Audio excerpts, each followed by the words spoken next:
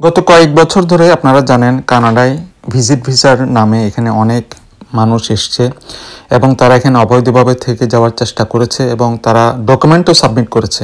কিন্তু কিছু কিছু ব্যবসা প্রতিষ্ঠান এর সুযোগে এই সমস্ত মানুষদেরকে তারা চাকরি দিয়েছে, মূলত ক্যাশে চাকরি, যেটার পিছনে সবাই ঘুরে ক্যাশে জব। সে ক্যাশে জব দিয়েছে।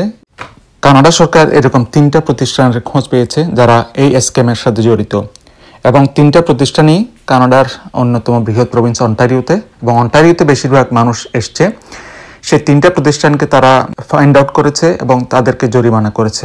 তার মধ্যে সবচাইতে বেশি জরিমানা করা হয়েছে অন্টারিওর অ্যাজাক্সে অবস্থিত সিডিএ ল্যান্ডস্কেপ সার্ভিসেস। এই প্রতিষ্ঠান 20 জন অনুমোদিত কর্মী নিয়োগ দিয়েছে যাদের কোনো বৈধ কাগজপত্র নাই এবং পুরো রিক্রুটমেন্টটাই ভুয়া।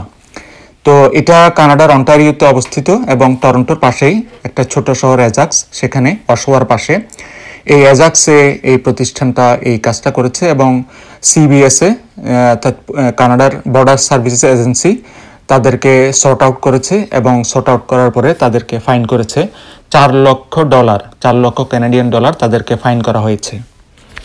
বাকি যে 2টা প্রতিষ্ঠানকে জরিমানা করা হয়েছে সেগুলো হচ্ছে টিডিএ ল্যান্ডস্কেপ সার্ভিসেস এবং এসডিএ সার্ভিসেস।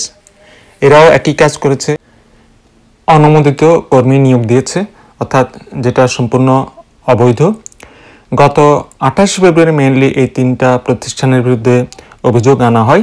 তাও একটা ইন্টারেস্টিং কাহিনী, সেটা হচ্ছে 2019 সালে কানাডার বর্ডার সার্ভিস এজেন্সি এবং অন্টারিও পুলিশ ওপিপি তারা যৌথভাবে একটা ইনভেস্টিগেশনের নামে, এবং যে ইনভেস্টিগেশন ছিল মেনলি একটা ফরেনার খুব ইম্পেয়ার ড্রাইভিং করছিল, বেপরোয়া গাড়ি চালাচ্ছিল, এবং এই বেপরোয়া গাড়ি চালানোর জন্য তাকে গ্রেফতার করা হয়। তাকে গ্রেফতার করার পরে যে সমস্ত তথ্য বেরিয়ে আসে তার মধ্যে একটা, সে অবৈধভাবে কোনো প্রতিষ্ঠানে এরকম তাকে চাকরি দেওয়া হয়েছিল, এবং ওই ইনভেস্টিগেশন করতে গিয়ে মেনলি এই স্ক্যামটা ধরা পড়ে। অর্থাৎ এই ধরনের আরও কিছু প্রতিষ্ঠান তারা অবৈধ এই সমস্ত কর্মী নিয়োগ দিয়েছে যারা মেনলি এখানে ভিজিট ভিসা বা অন্যান্য ভিসা নিয়ে কানাডায় প্রবেশ করেছে এবং তারা অবৈধভাবে এখানে থাকার চেষ্টা করছে। এইভাবেই এই 3টা প্রতিষ্ঠানের বিরুদ্ধে চার্জ জানা হয় এবং এই সপ্তাহে তাদেরকে এই ফাইন করা হলো।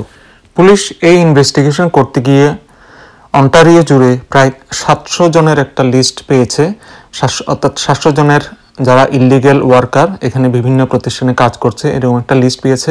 এবং এদের মধ্যে বেশ কিছু ব্যক্তি যারা কানাডা প্রবেশ করার যোগ্য না, তারা অলরেডি কানাডায় এসেছে এবং থাকছে। অলরেডি এর মধ্যে কিছু ব্যক্তিকে তারা ডিপোর্ট করেছে, অর্থাৎ কানাডা থেকে বহিষ্কার করেছে। তবে এখানে একটা কথা বলে রাখি, এই বহিষ্কারের সাথে কানাডায় বর্তমানে যারা ভিজিট ভিসায় এসেছেন এবং অলরেডি কেস ফাইল করেছেন এটার সাথে এগুলোর কোনো সম্পর্ক নাই। এটা মেনলি ওই সমস্ত প্রতিষ্ঠানের বিরুদ্ধে ব্যবস্থা গ্রহণ করা হয়েছে যারা প্রপার ওয়ার্ক ডকুমেন্ট ছাড়া, অর্থাৎ এখানে কাজ করার জন্য যে পারমিশন লাগে, একটা ডকুমেন্ট লাগে ওয়ার্ক পারমিট, সেই ওয়ার্ক পারমিট এদের কারো কাজ ছিল না যাদেরকে তারা নিয়োগ দিয়েছে।